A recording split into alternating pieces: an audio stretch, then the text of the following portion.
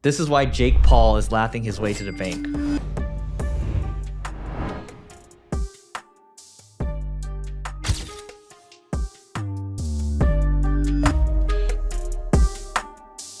So did you see how much money he made on that fight? 40 million? Is that what they said? 40 million, I think was his take. Maybe it was like 80 million all in or something, including like everyone. 20, they said 20 20 to was, Mike. Yeah. But did you see that basically this is like the new form of WWE because WWE is scripted, right? Yes. There's this video out there where Mike has a clear shot at Jake and he pulls his punch because this is like a clear shot to like basically knock him out. But the way it was the deal was structured was Mike Tyson, if you knock Jake Paul out in the first round, you get paid the least, right? So but if you go all 8 rounds, that's where you get paid the most. So he pulled his punch and everyone was like up in an uproar. But my point is, Jake Paul was super smart for arranging this because Mike Tyson is kind of known as like the greatest of all time in boxing, right? Or one of the greats. I would say Floyd Mayweather, Muhammad Ali. Sure, there's Pacquiao as well, right? But I think the fact that he put this together, he knew how to generate a ton of buzz around it, and he got paid a lot of money at the end of the day.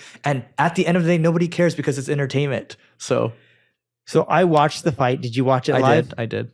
And I genuinely believed after watching the Tyson videos of him training. Yeah. Oh, yeah. He was like so fast when he's training. I was right? like, did he get paid to lose? Yeah, totally. I'm like, there's no way Tyson was boxing like that. And I'm not saying Tyson naturally would have won, but it just did not seem like himself. Like I genuinely believe he got paid to throw the fight. I think the slap the moment I saw the slap where he slapped Jake Paul the day before, I thought that was scripted too. I bet you it was. It was scripted because he didn't really react. It wasn't like a surprise or anything, right? And Jake Paul really looks up to Mike Tyson. Yeah. I think Jake Paul is, people can say what he wants about him, but I think he's a genius for doing this. Yes, and Tyson was struggling financially. Yeah, and I've met Jake Paul once at a dinner, right? Super nice guy, super humble, super nice guy. Super smart too. Yeah, super smart. Yeah. Jake Paul is not what you see on. He's a persona online. It's just like how wrestlers are, like Hulk Hogan, The Rock, Undertaker. They're all personas. Yeah. What do they call it? Kayfabe is when you have to keep in character. What is it called? Kayfabe. You didn't see the Mr. McMahon documentary? No. You still didn't watch it yet. You love business and that you won't watch it. But it's a wrestling movie. It's not a movie. It's a 6-part documentary about the business of Mr. McMahon. Okay. You should watch it. He bought his business from his dad. And he made it his dad didn't give it to him for free? No. It was competitive with him and his dad. And then his dad was alive as he started to see him make it bigger and bigger. So it was kind of contentious. So his dad was happy or no? Kind of. Like as towards the end of his life, he was like, "I'm proud of you." So like, I was about to say, as a father, shouldn't you be proud even at the beginning? Well, it's kind of rough when it's like the business that you started, your son buys it from you, and then he beats the crap out of you. I would be happy. I'd be like, "Oh, good job on doing better than I think you. I genuinely think you wouldn't care, but I think I wouldn't care. I'd be happy. I do think some people would care. I would be disappointed if my kids did worse than me. Yeah. I'd be happy if they did better than me. Yeah, that's what you want. That's the dream. Yes, because if they did worse than me, I would feel like I failed as a parent. But sometimes you're the provider as the man and you don't want to be beaten by your son when you're still like alive, especially from your own business. No, like I would want to be beaten because it shows that I did a good job raising my children. Again, I don't think you would care. I think some people would care. I genuinely don't think you would care. I don't think I'm also as competitive as most people. You're competitive in certain areas. But in business, like, I'm competitive. Yeah, you are. Yeah, you are. But with family, I'm not. No, of course not. Yeah. Yeah. So anyway, that's the Jake Paul fight. I mean, I thought it was great. I think he broke. I think he got 16 million views concurrently or something. Or it was the second biggest fight in Texas, or maybe the first biggest fight in Texas. I think it was the biggest fight in Texas, and Netflix had streaming problems. I know this because I issued streaming problems with Netflix. Yeah, and I was a little irritated. Yeah. So I think it was the biggest fight in Texas at 16 million. The one before that was 10 million. So he got a lot of eyeballs, and then Netflix got a bunch more eyeballs at the end of the day. So he knows how to drive eyeballs. Nobody can take that away from him. Yep. If you're an agency owner and you want to grow faster, check out the Agency Owners Association that's hosted by my podcast co-host, Neil Patel, and myself. And we have other agency owners that are doing 8 figures a year. They were doing 9 figures a year. They sold their business for hundreds of millions of dollars, and they're going to share their experiences with you. There's a whole host of other benefits. And the cool thing is that there's a 7-day free trial, and you should check it out now because we're going to take the prices up. So just go to marketingschool.io/agency to learn more, and we'll see you inside. Dude, I mean, speaking of people that are doing it right, did you see that dude Dude Perfect raised $100 million. Dude Perfect raised Yeah. 100 million? Dude Perfect, yeah. Where they make the trick shot and they try 1,000 times until they make it one shot and just show the one they made. So it's Dude Perfect is actually 5 people. So they raised $100 million. And the cool thing is who they raised it from. So they had a bunch of people saying, okay, one person's like, one firm is like, oh, if we don't get our money out, like we should have, liquidation preference, all these things. They're like, okay, we don't want to deal with them. And then someone else is like, well, we just want to buy the whole thing. Or, okay, we don't want to deal with them.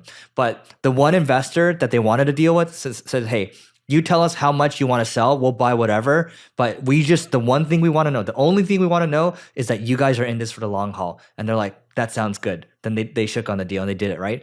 That's, I think, how you should do business at the end of the day, because there's no politics being talked about. And it's just like a handshake deal like that. It's very simple. There's no like, oh, if this happens, then that happens. Like, that's just not cool, right? And I think it's great. Like, this is how creators should do it. They've been doing this for like 15 years or so. Again, Jersey Mike's 53 years. This one, 15 years or so, right? Yeah. And I think it's cool. I think they probably took some money off the table. I would guess they took maybe 30 to 50 million off the table. Yeah, maybe right? 10 million each. Yeah. So then that's pretty good for them after 15 years of working. That's a lot of money working. for anyone. Yep. I used to play, so when I didn't live in LA, I used to stay at the Beverly Wilshire. And a few of my guys from Brazil flew in. We were staying at the Beverly Wilshire. And this was back in the day. Dude Perfect was more newer at the time, at least for us. And we were playing Dude Perfect like throughout the hotel. And how do you play Dude Perfect? And in our hotel, you just try to do like crazy trick shots. Like you take like trash cans, like, okay, taking this wad of paper, bouncing it off this wall, hit the other wall, and then in the trash can. And I remember one of the workers there, he was working on cleaning our room. I was like, dude, play with us. And he started playing with us too. I tipped him really well. Yeah. And he was just really chill. And it was like, we were having a blast. But Dude Perfect is just like so famous and popular. Dude, let's talk about the economics with this, right? Let's just make this up, right? So, okay, let's say, $100 million comes from the firm. Maybe, they put in 10 to 20 million of their own money, right? The rest of it might be debt, right? This is just a way to like structure it, right? Because people might, I was just thinking about this at lunch. It can't be that much debt. How much do they do in profit? I don't know. So, okay, fine. Let's just say maybe they put in 50 of their own money and then 50 is debt, right? But if you think Dude Perfect does like 15-ish million in profit? I have no idea. But they said, I mean, look, if they get it to be worth like a couple $2 billion or something like that, right? At the end of the day, they put in 50 million of their own money, the firm, and they're going to get a huge multiple on that, right? So it just goes to show you that like the way these deals are structured sometimes, it's like there's a lot of different ways to skin a cat. That's what I'm getting at. So I don't know if they're going to add debt because the investment is from, who's the investment from? Dude Perfect announced $100 million investment. The firm could be a really big firm that just has the cash, right? That could be another way. But yeah, so according to Google, Dude Perfect did 25 million in 2022, up from 20 million in 2021. Mm-hmm. So let's call it right now they do at least 30 million in revenue. Mm-hmm. And let's say they do 15 in profit.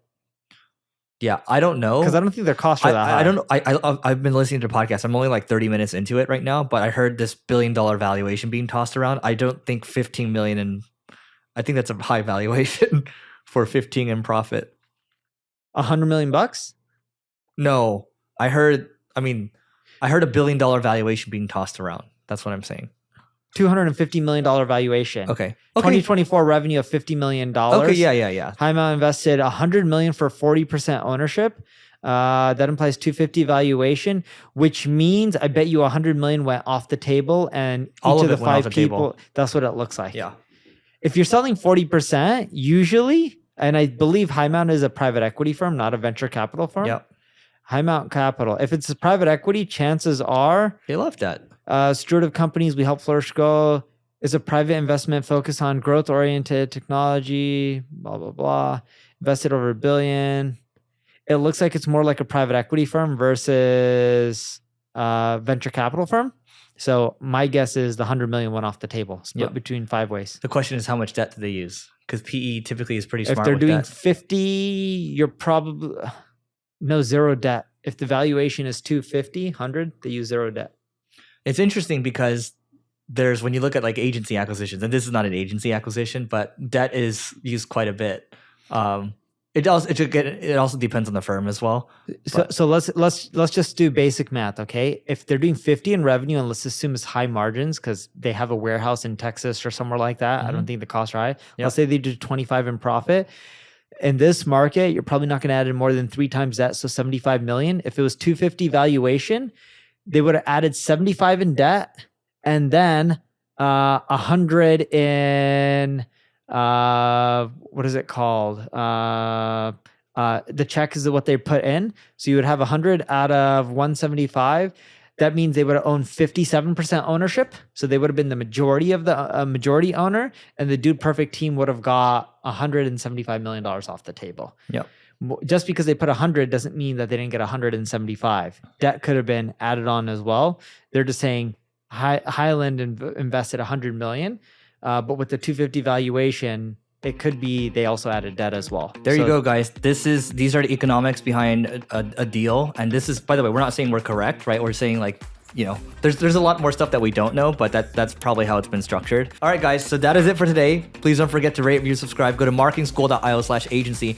I think the price right now is $199 or so. It's a 7-day free trial. We're bumping it up to $399. So depending on when you listen to this, the price might already be at $399. So that being said, goodbye.